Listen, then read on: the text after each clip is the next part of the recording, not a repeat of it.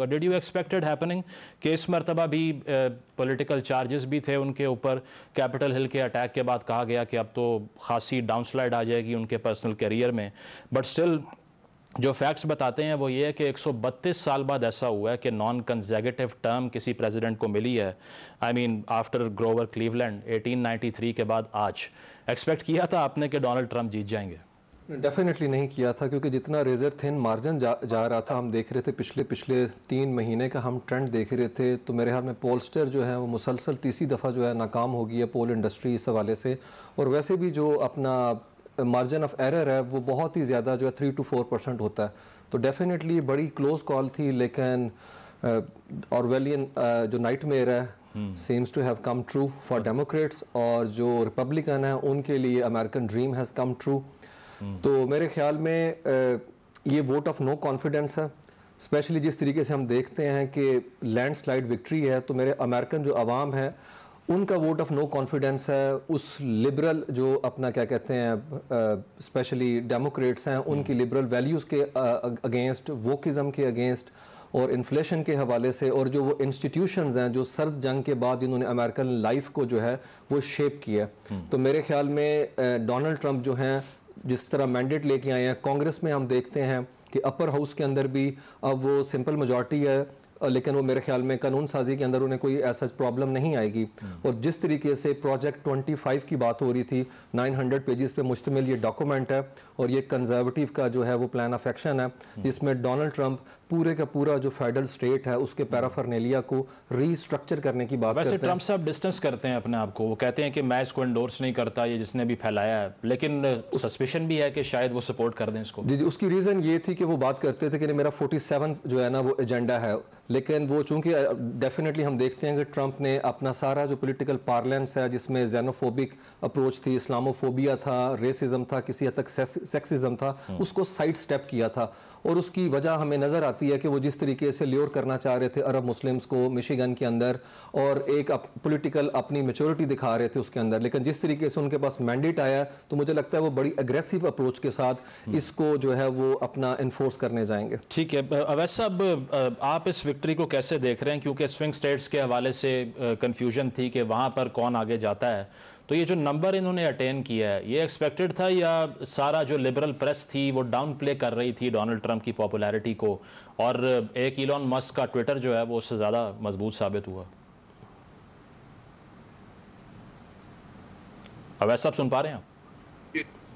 मुजम्मिल, देखिए जो मेरे ख्याल में जो भी बाहर से ट्रैवल कर आ रहा था रूरल एरियाज में, वो कहीं ना कहीं ट्रंप की बर्तरी को का इजहार करता था और बदला इजहार करता था, जो भी आम आदमी यहाँ से जाता था। और जो शहरों में लोग थे वो जाहिर बात है कि इसको नेक एंड नेक, यानी कि कल रात तक जो बहुत बड़े यहाँ पे स्ट्रेटेजिस्ट हैं, पॉलिसी मेकर्स हैं, वो सारे प्रेडिक्ट यही कर रहे थे कि जी नेक एंड नेक है, और 7 स्विंग स्टेट्स जिसका आपने अपने इब्तदाई में भी जिक्र किया कि उस पे मामला अटकेगा।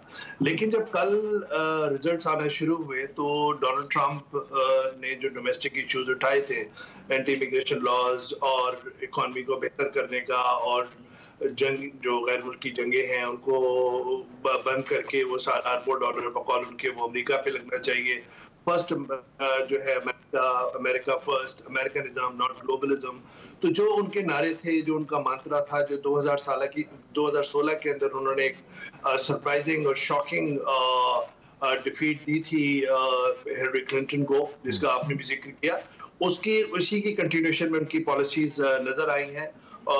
लेकिन जो कल स्विंग स्टेट्स में 4 में जब बर्तरी उन्हें हासिल हो गई, तो देखिए Georgia, north Carolina, Pennsylvania, Arizona, तो जब 4 स्टेट्स के अंदर उनकी बर्तरी हासिल हो गई, तो मिशिगन की जो इम्पोर्टेंस थी या सिग्निफिकेंस थी, जहाँ पे अरब अमेरिकन हैं या लेबनीज बड़ी तादाद में हैं, क्रिश्चियंस भी वहाँ पर हैं, मिशिगन की वो इम्पोर्टेंस या सिग्निफिकेंस नहीं रही जब उन्होंने पेंसिल्वेनिया और ये 3 और स्टेट्स स्विंग स्टेट्स ली। और दूसरा मुझे लगता है कि एक तो बड़ा मिरेकलस कमबैक है उनके चाहने वालों की नजर में कि असैसिनेशन अटेम्प्ट उन पे हुई, उन पे क्रिमिनल केसेस हुए, जिस तरह आपने अपने इंट्रो में जिक्र किया। उन्होंने कहा, उन्होंने वो कोट एंड कोट अपनी स्पीच में कहा कि God saved my life for a reason.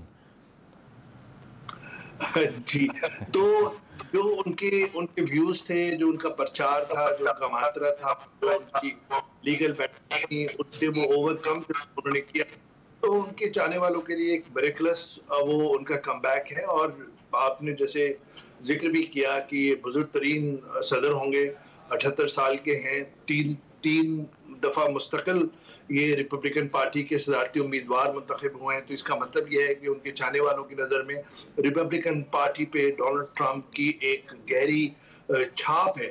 آپ گزشتہ کئی جو 2016 سے ہم دیکھ رہے ہیں، تو وہ ایک ہے. دوسرا یہ کہ ڈونلڈ ٹرمپ ہم نے دیکھا کہ جو مقابلے میں کاملا ہیرس تھیں، جن کو کم وقت ملا تھا کیمپیننگ کا، اور 3.5 سال تک لگ بھگ جو بائیڈن ہی رہے. پھر ان کی مینٹل ایکوٹی کو لے کے، ان کی فرسٹ پریزیڈنشل ڈیبیٹ کے اندر ان کی پرفارمنس کو لے کے بہت چرچا ہوا. اور جو ڈیموکریٹک پارٹی کے بگ وگز تھے، یعنی کہ Clinton, Obama, Barack Obama, Michelle Obama, Hillary Clinton, Bill Clinton, Nancy Powell, ان سب نے وزن ڈالا. اور پھر ہم نے دیکھا کہ وہ ودرا انہوں نے کیا، اور کملا ہیرس حیرت انگیز طور پہ صدارتی امیدوار بنی. اور اس کے بعد ایک مومنٹم بھی حاصل کیا، ایک انرجی بھی حاصل کی ڈیموکریٹک پارٹی کیمپین نے. لیکن لگتا یہ ہے کہ وہ اپنے آپ کو شاید بائیڈن ایڈمنسٹریشن کی پالیسی سے ڈسٹنس نہیں کر سکی، جو انہوں نے کچھ کوشش کی تھی لیکن نہیں کر سکی.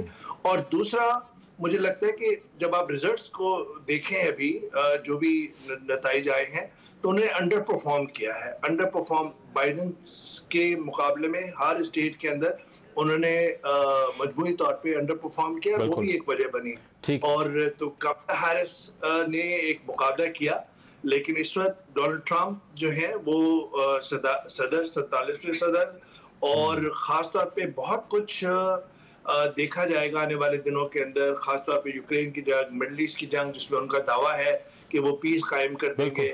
اور بالکل ویسا میں اس پہ آتا ہوں کہ وہ انٹرنیشنل کانفلکٹس پہ کیا اثر پڑے گا ان کی پریزیڈنسی کا. نیلا صاحبہ، یہ کمالا ہیرس کے حوالے سے جو اویس توحید صاحب کہہ رہے ہیں، یہی کہا جاتا ہے کہ she could not step out of the shadow of Joe Biden, کہ وہ اپنے آپ کو ڈس ایسوسیٹ نہیں کر سکیں، اور جو ووٹر تھا اسے کنونس نہیں کر سکیں کہ یہ ان کی ریجیم کی یا ان کی پالیسیز کی کنٹینویشن نہیں ہوگی، بلکہ ان کی اپنی بھی انفرادیت، انڈیویجویلٹی اس میں ہے. اس کرٹیسزم کو آپ کیسے دیکھتی ہیں؟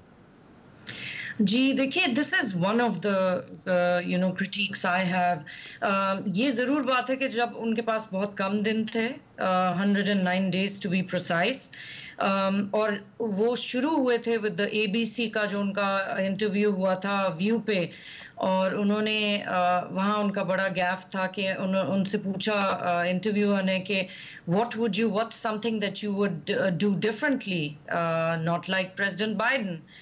تو ان کا جواب تھا کہ کوئی چیز نہیں، میرے دماغ میں کوئی چیز نہیں آتی ہے جو میں ڈفرینٹلی کروں گی. اینڈ یہ جو تھا، یہ سیٹ تھا، this set the stage for her campaign.